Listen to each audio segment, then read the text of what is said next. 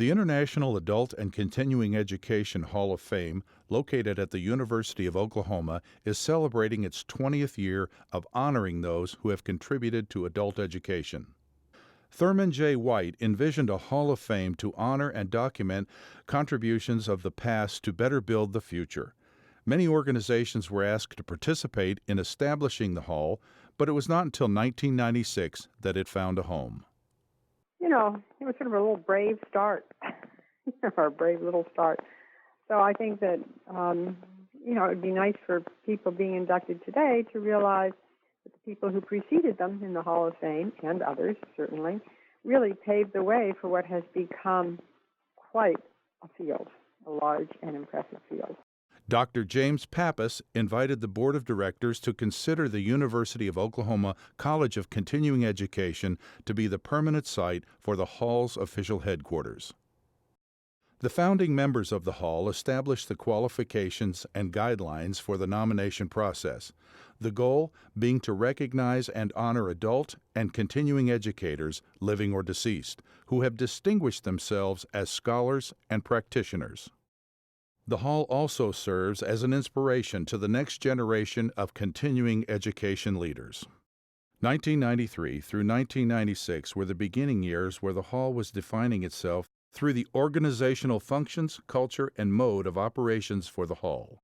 The discussions we had as the original Board of Trustees, we were putting together the philosophy, the criteria for induction into the Hall, and it was just a wonderful wealth of knowledge and experience from around the country and then internationally to include all of the various ways to look at adult learning and continuing education and indeed lifelong learning.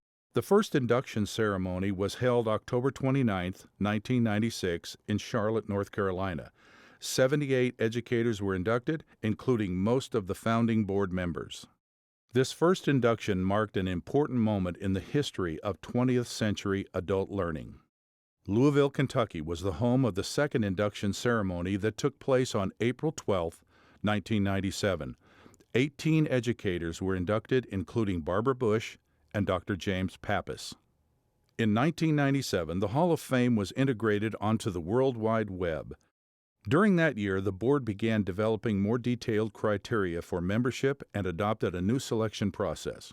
Joseph Ray was the executive director of the IACE Hall of Fame from 1996 to 1998 and was inducted into the Hall in 1999. I began working with outreach in 1997. I was hired by Joe Ray, who was the executive director for the Hall of Fame, working directly with Dr. Pappas, doing day-to-day operations, odds and ends jobs for the Hall, and it's grown ever since. The third induction ceremony was held on November 14, 1998 in Atlanta, Georgia. 12 educators were inducted at the ceremony. The board worked on ensuring that all fields of continuing education were being represented. San Antonio, Texas was the home of the fourth induction ceremony on October 16, 1999. 21 educators were inducted at the ceremony that was held in conjunction with the AAACE National Conference. During this year, the board worked on future locations of the induction ceremony and reached out to the United Kingdom for potential candidates for induction. The induction ceremony in 2000 was once again in San Antonio, Texas on November 12, 2000. 6 educators were inducted at this time. Well, I think it is it's a tremendous honor to be recognized by the Hall and inducted into the Hall of Fame. And I do believe that the induction ceremonies themselves are inspirational events. Orlando, Florida was home to the induction ceremony on June 2, 2001. 7 educators were inducted at the ceremony. During this year, the board focused on bringing publicity to the Hall and began plans to link international and national organizations. New guidelines and procedures for inductee selection were also discussed. The 2002 induction ceremony was held in Toronto, Canada on April 18th. This was in conjunction with the University Council for Educational Administration, or UCEA. 11 educators were inducted at the ceremony. Inducted in 2002, Diane Stoskoff's contribution to continuing education efforts in the U.S. Army has left an indelible mark on millions of soldiers around the world. Her achievements also include her involvement in revitalizing the Montgomery GI Bill's educational benefits. Diane has served on the IACE Hall of Fame Board of Directors, Strategic Planning Commission, Chair of the Selection Committee, and Chair of the Development Committee. You know, it really has been enriching for me to be able to work with some of these people that I had never met before. For example, Carol Casworm and Ed Boone, and oh my goodness, I could just list them on and on and on. But what a wonderful opportunity it has been for me to create new friendships with these people. In 2003, the induction ceremony was held in Norman, Oklahoma on March 7th. 12 educators were inducted at the ceremony. It's a way of recognizing people who have made a contribution to the field over the years, and to keep them and their voices active in the field. I think the Hall of Fame was probably founded primarily to recognize people, but over the last decade or so, there's been also an opportunity to bring people together at conferences to talk about issues and so forth. And I think that's been helpful to the field. Austin, Texas was home to the 2004 induction ceremony. 11 educators were inducted at this time. 2004 was a year of change for the Hall, including new bylaws, which became effective on September 27th. This year was also when the Hall and the University of Oklahoma Foundation established an agreement of the Endowment Fund in addition to the existing operating fund. The Endowment Development Fund began offering 4 levels of giving, including bronze, silver, gold, and platinum levels. Another piece that we were, and it wasn't just during my time, but it was becoming very intense, was how do we sustain the Hall through continuing membership gifts by those of us who've been inducted. How do we build that so the University of Oklahoma isn't shouldered with the staff, everything that goes into maintaining the archives of the Hall and putting on the ceremonies. We, as a board, really wanted to embrace how we get our members to contribute. We wanted to have a life. We wanted perpetuity with the Hall. And if we didn't have a financial base that would remain with the Hall, wherever the Hall ultimately is located, the endowment goes with it. That was one of the designs that we put together and got approved.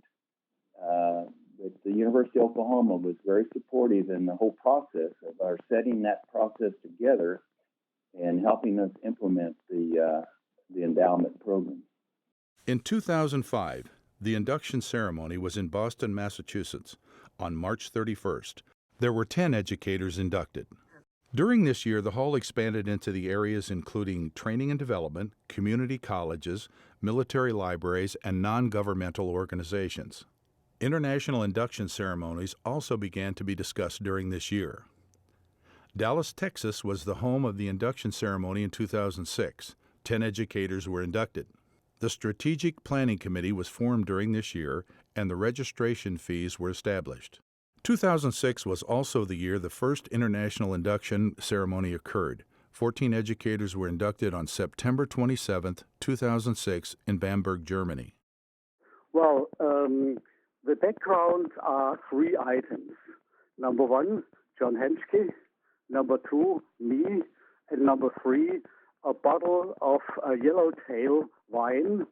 John and I were sitting in Pittsburgh, November 2005, at the IACE conference, the annual conference of the American Association of Adult and Continuing Education.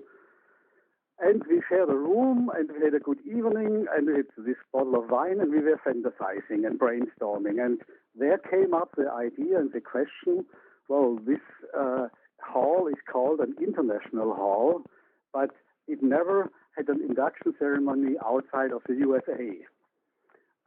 Why? Why not? And so we started thinking and fantasizing, and how would it be possible? On November 1st, 2007, 7 educators were inducted in Norfolk, Virginia. My role in the hall is being part of the OU staff. And in that role, I help with being supportive of the daily business of the hall, supporting the board of directors, the executive committee, of course, the executive director, Dr. Pappas. The induction ceremony itself is just elegant and lovely, and it's very special, and everyone is in formal attire, and it's a beautiful evening. But I think for me, the most meaningful part of the day is when we have the symposium in the afternoon. And that is where all the new inductees get to spend a few minutes talking about themselves, their careers, their contributions, and they even touch on moments with their families as they made this journey in their careers. And so for me, that is always outstanding. The University of Oklahoma hosted the 2008 induction ceremony on September 8th. 8 educators were inducted.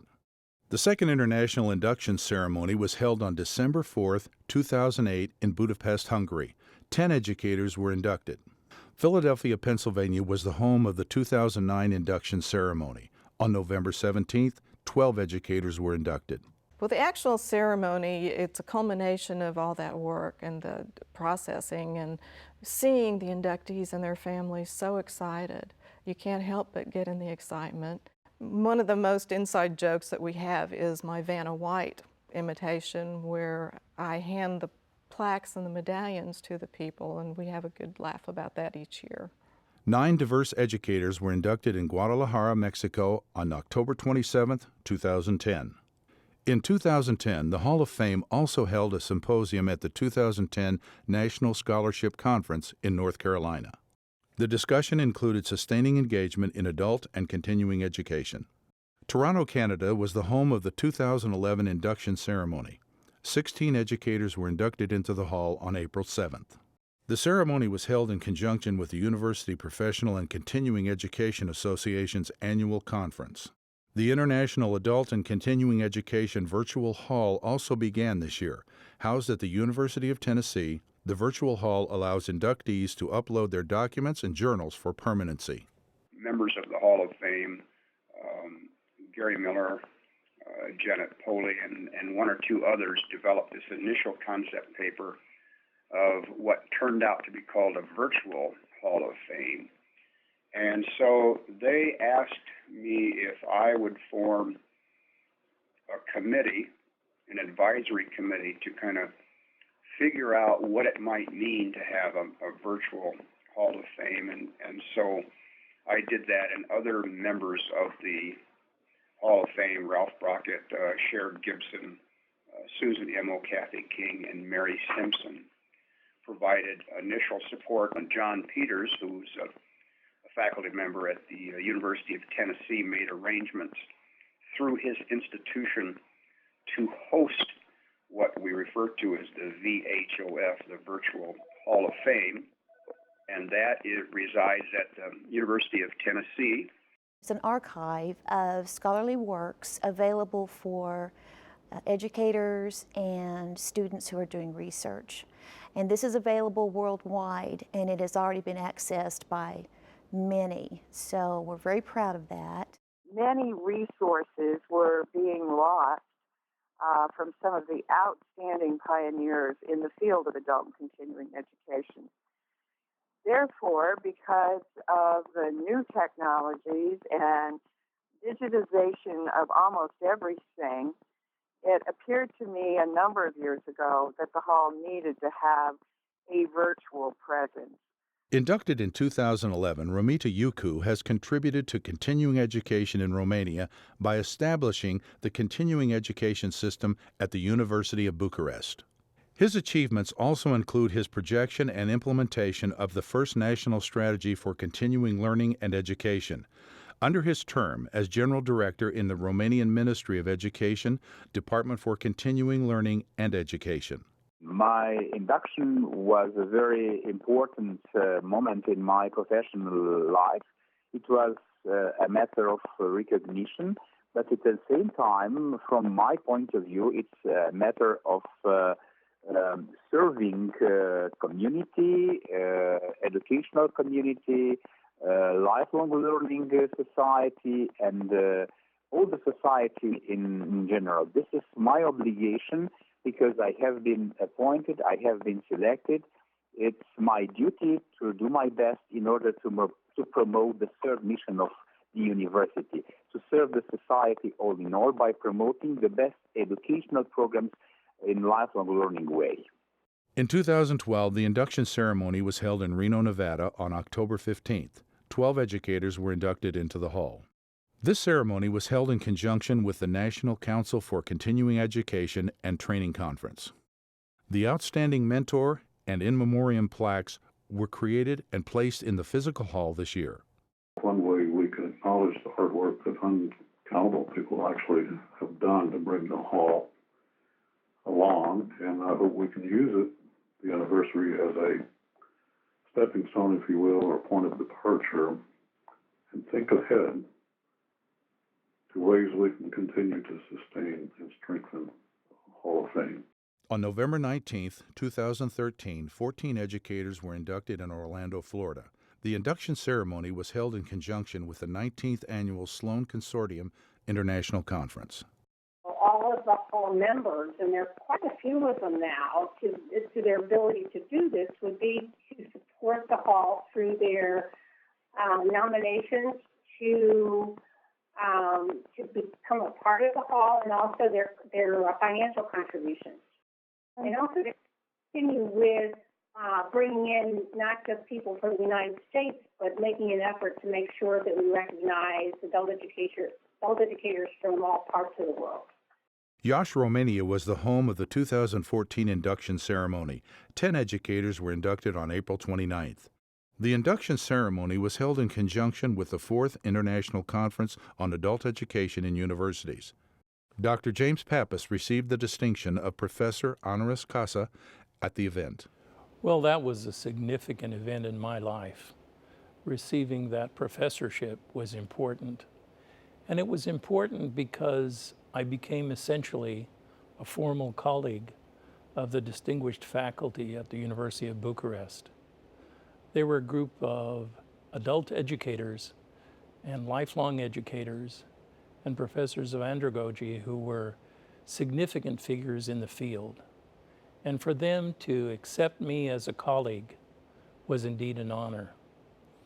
But beyond my receiving the award, I also recognize that the award in part was given for the work that many of us have done in the hall. It was a recognition, if you will, of our work in trying to recognize international colleagues. And it was a wonderful culmination in many ways, because it said that we are indeed colleagues across the world. And wherever we are, wherever we live, whatever students we work with, we all try to do many of the same things in helping those students to become better lifelong learners personally and to help foster adult and continuing education throughout the world.